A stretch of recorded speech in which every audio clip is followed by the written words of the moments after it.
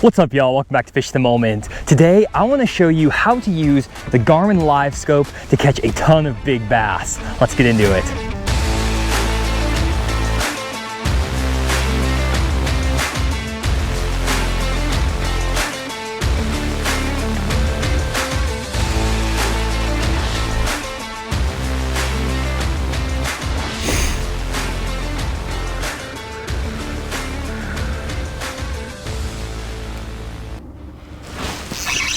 Got him. Oh, that was so cool. Drop that thing down on him, watch him on the LiveScope, eat that thing. It's a good one. Oh my gosh. That's on the Spark Shad. These fish are following my swim baits around like crazy, guys, on the LiveScope, just chasing shad out here. And I could not get him to bite anything. I finally, there we go, got a beautiful fish on a 3-inch Megabass Spark Shad. Man, that's what I'm talking about. That LiveScope, guys, is a game changer. One of the big things, though, is figuring out how to get those fish to bite. Finally got him to bite that little tiny swim bait. I'm gonna throw a bunch of different swim baits at him, but right now, that's what they're wanting. I need to get back down there, though, because I have to make sure I keep track of the school, because these bait fish are just swimming out here literally randomly in the middle of nowhere, and I don't want to lose track of the school. That's a beautiful fish. Number one right there, baby. Let's start by going over how to interpret a LiveScope image. The image on the screen here originates in the top left corner from your LiveScope transducer. My LiveScope transducer is mounted to the shaft of my trolling motor. Therefore, if we overlay a LiveScope image with my boat on the lake, you can see that the image originates from the shaft of my trolling motor and then goes down and out. The numbers on the far left side of the screen indicate how deep the LiveScope image is reading. This is called the depth range, and you can set this manually on your unit. My recommendation is to set your depth range to be 5 feet deeper than the deepest point you plan on fishing on a given fishing day. However, if you are fishing in really deep water, let's say 100 to 120 feet of water, you might want to set your depth range around 60 to 80 feet because you don't usually find bass deeper than about 80 feet of water. The numbers on the top of the screen indicate how far ahead of the boat the LiveScope is reading. This is called the forward range. When I'm fishing offshore in open water, I set my forward range to 100 feet. This allows me to see bait fish and fish far ahead of the boat before I get too close to them and spook them with my trolling motor.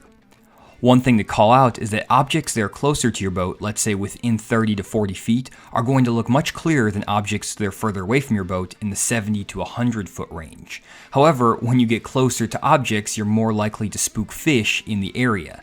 Therefore, you have to find a balance of staying far enough away from the fish so you don't spook them, but close enough that you can still see them on your LiveScope. This just takes practice, and later on in this video, I'll give you some guidelines as far as how far away you should be staying from fish depending on the situation, and how to make sure that you're casting your bait on the areas that you see on your LiveScope. For now, let's finish up our explanation of how LiveScope works. The final aspect to pay attention to is how you can change the image on your screen. The way I do this is by moving my trolling motor head to the right or to the left, sweeping side to side. This is because, again, my transducer is mounted to the trolling motor shaft. This allows me to scan the area in front of my boat, right or left, just by moving my trolling motor pedal. However, some anglers like to mount their LiveScope transducer to a separate pole that they can manipulate with your hands. This is great if you're going to be spot locked and sitting on one spot for a long period of time, but as you'll see in this video, a lot of times you have to be moving and following fish offshore to keep up with them, and therefore having your LiveScope transducer mounted on your trolling motor shaft has a lot of advantages. Again, I'll explain why later in this video, but hopefully that gives you a good understanding of how the basics of LiveScope work. Next, let's talk about how to identify different types of objects and fish on your LiveScope. Let's start out with this recording here. As you can see, there is a big cloud on the top half of the screen that's being chased by these small dots. This is actually a school of gizzard shad that's being chased by some 4 and 5 pound bass. Whenever you see a cloud on the screen like this that's moving, that's usually going to be some form of bait fish, whether that's gizzard shad, threadfin shad, perch, or other species of bait fish. Below the baitfish, you can see some bright dots. They almost look like light bulbs. They're separated by some black space. Whenever you see these bright light bulbs, they're moving around your screen, those are going to be fish. You want to make sure that you can actually see the dots moving across the screen, because sometimes if you're looking at the bottom of the lake, rocks can also light up like a light bulb and they can look very similar to fish. The way you differentiate rocks from fish, though, is by seeing if those dots are moving. Your next question is probably, well, what species of fish am I looking at on the screen here? And in this case, we're looking at bass. And there are 3 rules I use to determine if I'm looking at bass on my LiveScope versus crappie or any other species of fish. The first is that bass are going to be positioned more horizontally than vertically. What this means is they're going to be stretched across the screen and not stacked on top of each other. Whenever you see dots, they're stacked on top of each other, let's say 8 to 15 dots tall. This is usually going to be crappie, like in this image here. However, when you see dots that are only stacked 1 to 3 dots tall and are spread more horizontally across the screen, 95% of the time, that's going to be a school of bass. The second way we can identify these dots as bass is by looking at how the dots are grouped together. In general, bass don't like to be grouped really tight together. They like to have their own personal space and to be spread apart from each other just a little bit. This means that the dots are going to be separated by some black space. If you see dots that are really close together and stacked on top of each other, like basically side to side, that's usually going to be white bass or crappie. However, bass like to have 2 or 3 feet of space between them. You can actually judge the distance between the bass by using the numbers at the top of the screen as a ruler. Now, there are times when bass will momentarily get close to each other and look like they're stacked on top of each other, but this moment won't last long and they'll quickly spread apart and move away from each other. If fish are not moving away from each other and are staying stacked up really tight together and not seeming to be bothered by that, again, that's going to be some sort of panfish, crappie, or white bass. The third way to identify dots as bass is by looking at the size and the brightness of the dots. On LiveScope, bigger fish produce bigger, brighter dots. This means that if you're looking at a school of 1 pound crappie, the dots are going to be smaller and not as bright as a school of 4 pound largemouth. Now, I will say that it does take some time on the water using your LiveScope to determine what a big bright dot is versus a smaller not so bright dot. However, there is one pretty easy way to scale the size of your dots using one of the settings in the LiveScope. This setting is the grid line option, and you can see it on all of my LiveScope recordings. When you have these grid lines on, it creates these boxes, and when you have your forward range set to 100 feet and your depth range set to 40 feet, these boxes are going to be 10 feet long and 5 feet high. Now, the box height and length will depend on what your forward range and depth range settings are, but in this case, we can see some dots in these boxes that take up about 1/5 of the box. What this means is that those dots are about 2 feet long, or maybe 20 to 25 inches. Now, if they're positioned horizontally on the screen and spread apart like they are here, that means we're looking at some pretty big bass, 4 to 6 pound bass, and you'll see me catch a few of these in the video coming up. And whenever I can see dots that are taking up about 1/5 of a box, I get excited because I know there's going to be some big fish. Now, if the dots are a lot smaller, maybe half the size of that, that means they just might be 10 to 12 inch bass, maybe 1 pounders, and I might not need to mess with them because I'm looking for bigger fish when I go to the lake. Here's a quick recap of the rules for identifying bass in your LiveScope. First, look for dots that are spread more horizontally than vertically and only 3 to 4 dots tall. Second, look for dots that are spread out and have some space between them. Third, you want to look for bigger, brighter dots. Okay, now that we know the basics of LiveScope, let's talk about how we can actually use it to catch some of those fish we saw in the images earlier.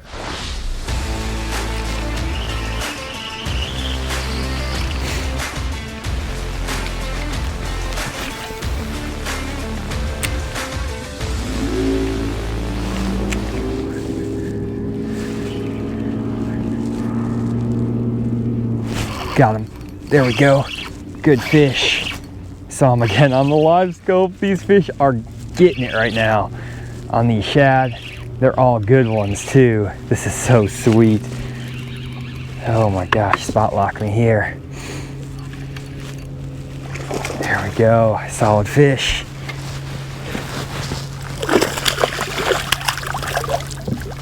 Yeah.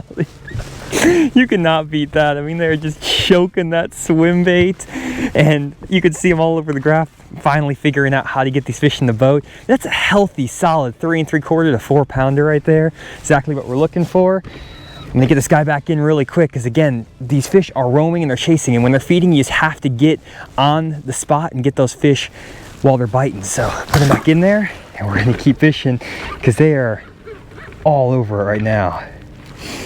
Okay, let me explain how I actually found these fish out in the middle of the lake, in the middle of nowhere, and how I'm catching them with the LiveScope. Basically, what these bass are doing is following schools of gizzard shad. They are swimming aimlessly out in the middle of the lake. They're not positioned in any sort of structure or cover. The only thing the bass are relating to are the gizzard shad. And this happens in a lot of lakes around the country in the wintertime as well as in the fall. And this is actually what happens when you have schooling fish on your lake. And it's also very prevalent in blueback herring fisheries over on the East Coast. These fish have been notoriously difficult to catch and are almost known as ghost fish because they move so much and there's nothing that they actually relate to.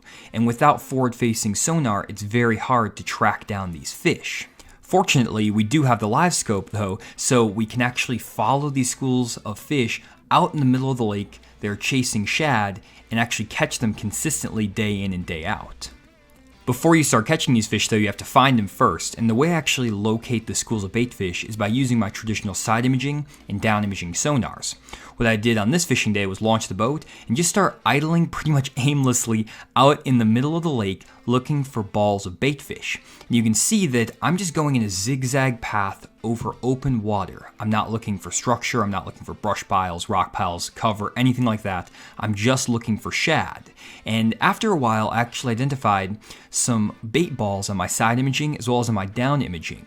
And whenever you see a big bait ball like this and you know that some fish are out in open water, you can predict that at some point some bass are going to start feeding on those shad. Now in this image, there's not actually that many bass or fish at all other than the bait fish in this image. However, what I can do is actually drop my trolling motor now and follow this school of bait fish around with my LiveScope. I'll try to keep them within 30 to 70 feet of the boat and literally follow the schools of shad around in the middle of the lake with the LiveScope. And on this day, what I found is that every 10 to 15 minutes, a wolf pack of 4 to 6 pound bass would appear pretty much out of nowhere and start feeding on these big balls of gizzard shad in 10 to 15 feet of water. This is again basically what happens when bass school in the fall time of the year, and you can actually see bass busting on the surface. Except for in this case, we're fishing during the winter, so the bass were schooling on the fish under the water. And you would never be able to see this happening unless you had a LiveScope. So what I basically did was follow these bait fish around in the middle of the lake with my LiveScope until a school of bass actually appeared, started feeding on those shad, and then as soon as I saw a grouping of 5 to 7 bass feeding on the shad, I would fire out a Swimbait or another type of bait over to those fish and they would eat it. Really quick guys, if you want some more information about how to find shad on your fishery, I'm going to be holding a virtual seminar on fishthemoment.com focused on seasonal bass movement on man-made lakes with shad and herring in them. This is going to be one of the best seminars I've ever held on fishthemoment.com. It's going to show you how to locate fish and shad in every single season of the year and track their movement based on weather conditions, lake conditions, and a ton of other factors. This seminar will definitely help you find and catch more fish any time of the year if your lake is man-made and has shad or herring in it. Check it out at fishthemoment.com.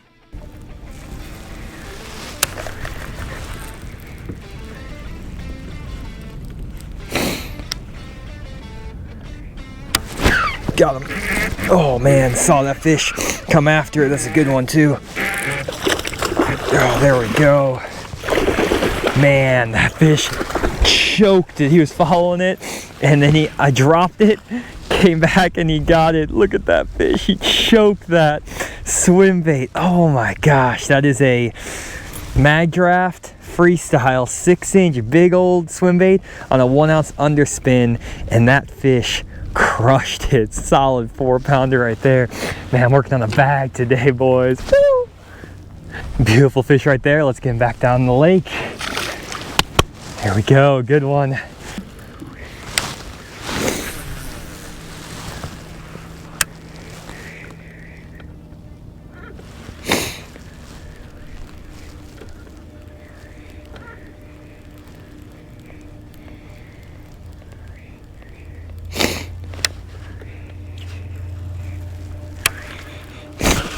got him.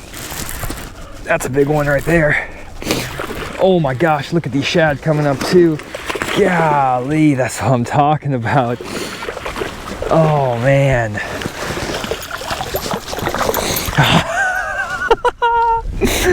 That is a beauty right there. They're all over the place out here.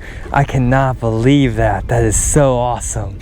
Got that fish on that Magdraft Freestyle. That bigger bait is producing some better fish, and there's some big gizzards out here, some 8 and 10 inch gizzard shad. I can see them all over the graph. When I can finally bring that bait in front of one of those big fish, he will absolutely chomp it. Look at that bait right there. That thing is getting torn up. That's some big bass, and that's what the LiveScope can catch for you. Once you figure out how to use it, it is a deadly, deadly tool offshore. And there we go, guys, an absolute tank on the big swim bait. Just gonna let him get back down there and keep feeding. Man, they're going crazy out here. I need to keep throwing down there because I'm just gonna keep catching them as long as I can keep track of the school. They just swim so much. They're probably already like 50, 100 yards away from here, so I just need to get back on the trolling motor. I'm spending a lot of time, honestly, guys, just like driving around with the trolling motor randomly, just looking for bait fish on my LiveScope.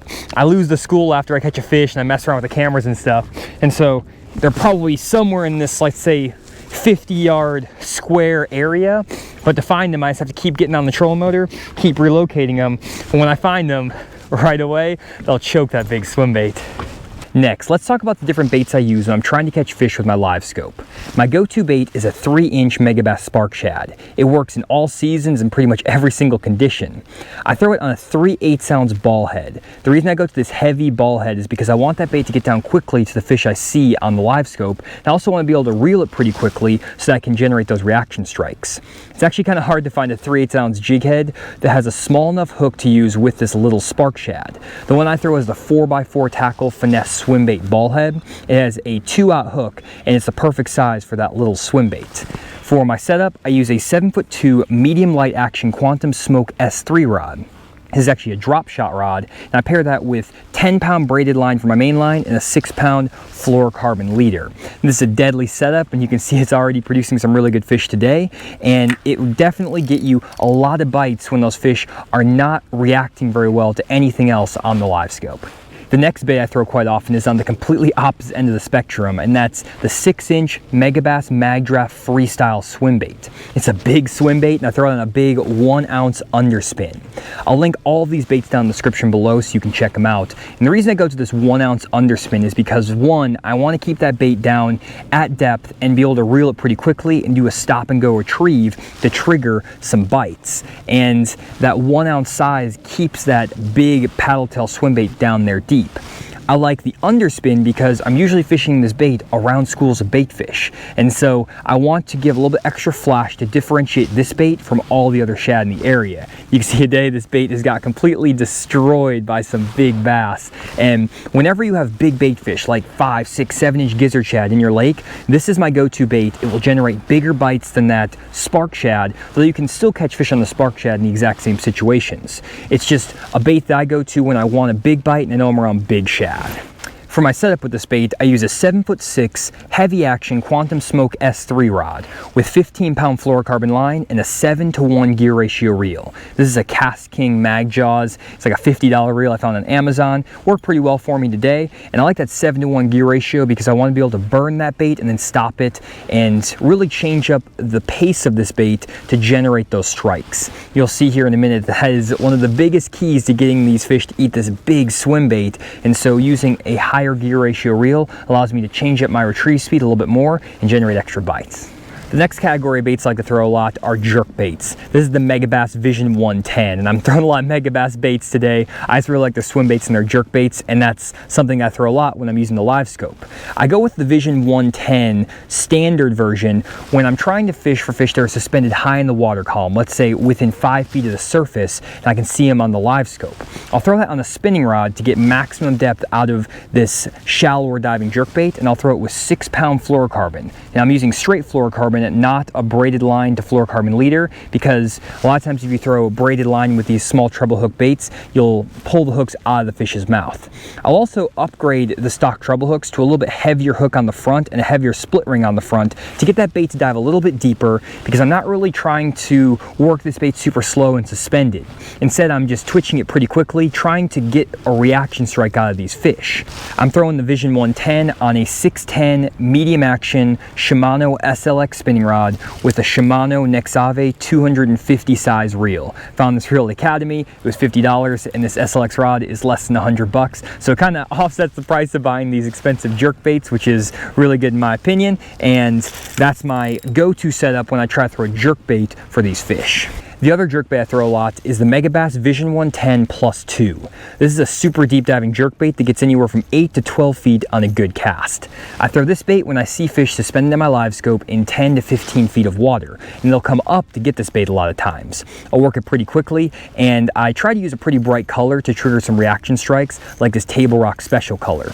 I throw that on a 7-foot medium moderate Abu Garcia Veritas PLX rod. It's a $100 rod. It has a really soft tip, which is really important for those jerk baits, and it's also somewhat longer than your standard jerkbait rod at 7 feet, which allows me to cast this bait a little bit further and get it a little bit deeper. I throw that on 10-pound fluorocarbon as my main line, and then I use a 6-4-1 Abu Garcia Black Max for my reel. The reason I throw a jerkbait as opposed to, let's say, a swim bait is because I find that at times the fish are a little bit more aggressive and will eat the swim bait, but at times they won't actually commit to the swim bait all the way, they'll just tap it. And that's when the jerkbait can be really effective. Even if they swipe at this jerkbait, they're just going to maybe grab one hook on the outside of the mouth, but you still at least get them pinned and you have a chance of getting those fish in the boat. I'll start with a swim bait if they're eating it, because that way I have one hook that I have to deal with, and usually my landing percentage is really high. But if they're swiping at the swim bait, the jerkbait will allow me to put a few extra fish in the boat, even if I lose a few, and it's a good way to salvage a tough fishing day. The last bait I throw a lot when I'm trying to target fish with my LiveScope is a Neko rig. This is a deadly approach when those fish are suspended out in the middle of the water column and you see them on the LiveScope. I actually find that I catch more fish and bigger fish with the Neko rig as opposed to a drop shot or a wacky worm or anything else you can throw. A Neko rig is basically a nail-weighted worm, and I'll use anywhere from a 1/16 to a 1/8 ounce nail weight in the tail of that worm, and the go-to worm I throw is a 6-inch Gary Yamamoto cut tail worm. It's a pretty big profile, but it generates some good bites for me, and I catch a lot of 3 to 4 pound bass on it. I usually throw it with this Gamakatsu weedless Neko rig hook. It is a size 1 or a 1/0, I think, hook. I'll link it down in the description just to be sure, and I like that weedless hook with the weed guards just to kind of help it come through brush or anything else that the bait might come in contact with. And I throw this on a 7'4" medium action Quantum Smoke S3 rod. I like this longer rod because this bait is a little bit heavy and it allows me to make long casts and also pick up a lot of slack when those fish bite the bait on the fall. I throw it with 20-pound braided line for my main line and a 10-pound fluorocarbon leader. And that's just a deadly combination. And whenever I find that the fish are super finicky and they won't touch the swim baits, won't touch the jerk baits, I can usually pick up a few fish, especially in the summertime and the fall, on that Neko rig. And it's put a ton of extra fish in the boat for me this year already by seeing them on the LiveScope and pitching that bait over to them. Those are all the baits I use when I'm trying to catch fish with the LiveScope. If you want to check out any of these baits, I left links down in the description to Tackle Warehouse. You can also go over to fishthemoment.com, go to the Support Fish the Moment tab, and find our Tackle Warehouse affiliate link. If you use that link and then go check out on Tackle Warehouse, we get a small percentage of your profit. It helps support the channel without having to really do anything other than buy some fishing tackle to catch more fish. Probably the trickiest aspect of learning how to fish with your LiveScope is actually determining how far away from the boat you need to be casting to actually hit fish that are showing up on your screen, as well as where you need to be casting to ensure your bait actually is in line with the transducer's beam so you can see it on the screen as you reel it in. One thing I did when I first got my LiveScope is practiced how far away from my boat 30 feet was, 40 feet, 50 feet. That way when I saw a group of fish show up 50 feet away from the boat, I knew approximately how far I had to throw my lure to ensure that I was getting right on those fish in that perfect moment when they were feeding. Another thing I did was ensure that the transducer on the shaft of my trolling motor was perfectly in line with the head of my trolling motor, and I actually practiced determining where I needed to cast out in front of the boat and in line with that trolling motor head to make sure that my bait showed up on the screen. If you cast 10 feet to the right or 10 feet to the left of that transducer's beam, especially as you get further and further away from the boat, it's very hard to actually see your bait. Therefore, taking time to actually practice your casting accuracy and determining where the transducer's beam is actually shooting, especially 60 to 80 feet in front of the boat, is critical if you want to effectively catch fish with your LiveScope. The last thing to call out that's extremely important and probably overlooked by most fishermen is the importance of your retrieve when trying to trigger schools of fish that you see on your LiveScope. During this fishing day, the only way I could get bit on that big Magdraft swimbait is by burning that bait through the school of shad and then killing it so that it fell through the school of shad down to the bass below. If you look at almost every fish catch, you can see that I burn that swimbait and then pause it, and the fish bite it 2 to 3 seconds after I killed that swimbait right on top of their head. If I was just reeling the swimbait straight in, they would bump it, but they wouldn't actually eat it. Now, earlier in the morning, I found that they wouldn't even eat the Magdraft at all, and I needed to throw that little swimbait, and the way I could get them to bite the swimbait was to actually cast it out and let it fall all the way through those fish and let it get down to the 40 or 50 foot range, and they would bite it 40 to 50 feet deep on a straight fall. They wouldn't bite it while I was reeling it or stopping it. That bait had to be free falling down through those schools of shad. They would follow it down to the bottom, and then they would eat it really deep. So you just kind of have to experiment with your retrieve, experiment with how you're actually casting your baits, the different styles of baits you're throwing, all those things to figure out what the fish want in a given moment, a given time of the day, or a given season to effectively catch fish with your LiveScope. However, it's really important to call out that the LiveScope is not this cure-all technology that will help you catch fish better in every single situation. It's really great when you're fishing for suspended fish, however, it's not necessary when the bass are positioned close to the bottom or close to cover. Whenever I'm fishing an offshore area with a brush pile or a rock pile and the bass are right on the bottom, or when they're positioned on the bottom on a point or a ledge, I can catch fish just as effectively without the LiveScope by using traditional methods of graphing the point with side imaging and down imaging, dropping a marker buoy or marking it with a waypoint, spinning around and casting on that spot. And I've perfected that technique over the years, so the LiveScope isn't giving me any extra advantage in terms of how to hit offshore areas or how to identify fish when they're positioned tight to the bottom.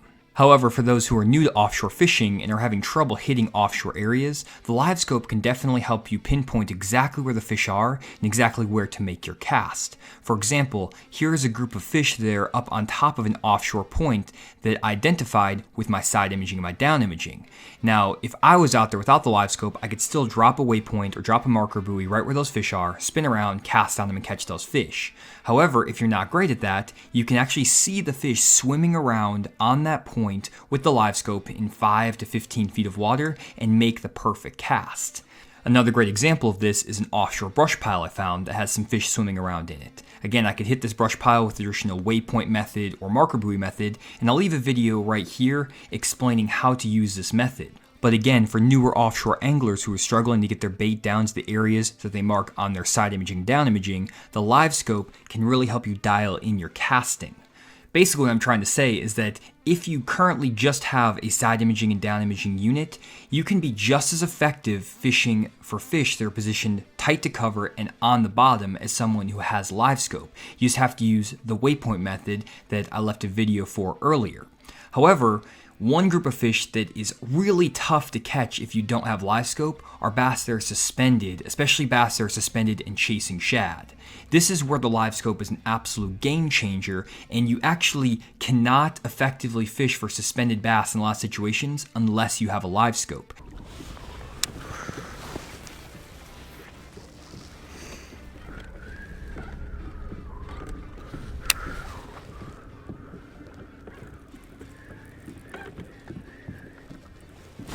Got him. There we go. Relocated him. Oh my gosh. Found him.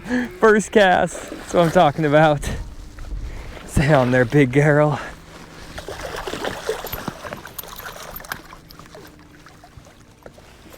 Oh, there we go.